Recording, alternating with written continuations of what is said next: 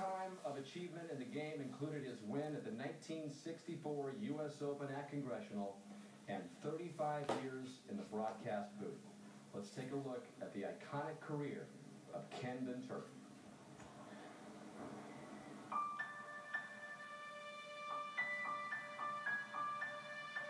Until tonight, June 20th, 1964 was the day that defined Ken Venturi. His victory that sweltering, suffocating afternoon at Congressional Country Club was one of the most memorable, emotional, and heroic triumphs this game has ever known. A 36-hole finale that he nearly never finished, and moreover was even advised between rounds by a doctor that he was suffering heat stroke, and that if he continued to play, it could be fatal. Kenny told the doctor that day, "I've got nowhere else to go." So alas, he took slow, measured steps the final 18 holes, even getting an assist in adding up the scorecard when Joe died, as Kenny was too disoriented at that point to add up the numbers. Since that historic day outside of Washington, D.C., Kenny has taken many slow, measured steps toward this ultimate coronation. His golf career was put on hold so that he could serve his country first. He was in the Army, in Korea, and then Austria near the Russian border. And after leaving the military, he came closer to winning the Masters than any amateur ever has, holding the 54-hole lead in 1956. Still an amateur, there was the match at Cypress Point, teaming with Harvey Ward that famous day against Nelson and Hogan.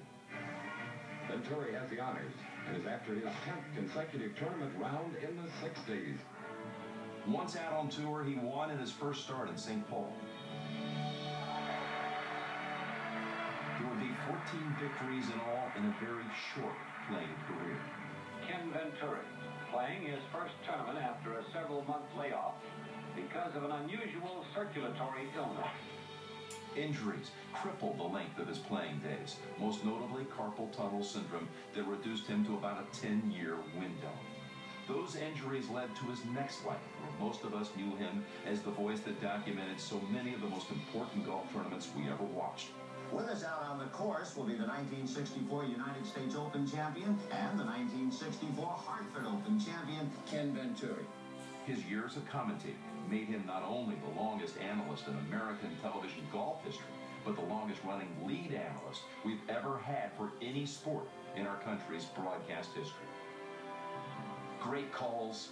Let me tell you, Gene Sauer made his for Berry to go to 17. Why not Dickie Crow? Got a chance. Why not Dickie try? This is a Cinderella story. This is unbelievable. He's going to have a hard time making fives.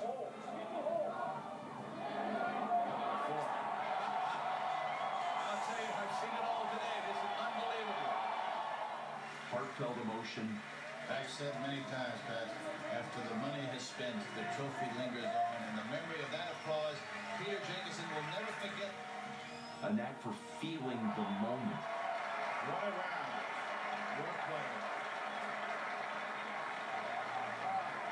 Beautiful. That tells it all right there. His work in television was legendary, and the audience considered him their trusted friend. He's led a remarkable life, from captaining his country to a President's Cup victory in 2000, to just being the walking embodiment of the sport and all its virtues.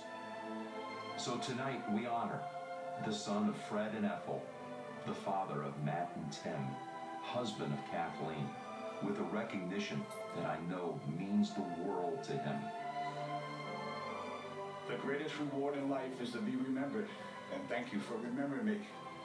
May God bless you. And may God bless America.